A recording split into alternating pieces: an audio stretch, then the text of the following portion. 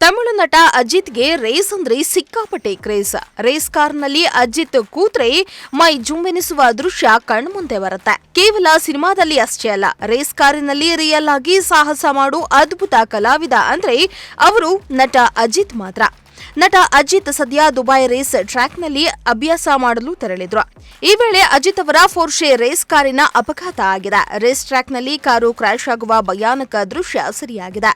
24H Dubai 2025 car ರೇಸ್ನಲ್ಲಿ ಭಾಗಿಯಾಗಲು ನಟ ಅಜಿತ್ ತೆರಳಿದ್ರು. ಅಭ್ಯಾಸ ನಡೆಸುವಾಗ ರೇಸ್ ಕಾರು ಕಂಟ್ರೋಲ್ ಕಳೆದುಕೊಂಡು ಪಕ್ಕದ ಗೋಡೆಯೊಂದಕ್ಕೆ ಗುದ್ದಿದೆ. ರೇಸ್ ಕಾರು ಗುದ್ದಿದ ರಭಸಕ್ಕೆ ಪಲ್ಟಿ ಹೊಡೆದಿದ್ದು ಪೀಸ್ ಪೀಸ್ ಆಗಿದೆ. ಕಾರ್ ರೇಸ್ ಪ್ರಾಕ್ಟೀಸ್ ವೇಳೆ ಅಜಿತ್ ಕಾರು ಅಪಘಾತಕ್ಕೀಡಾಗಿರುವುದು ಆತಂಕಕ್ಕೆ ಕಾರಣವಾಗಿತ್ತು.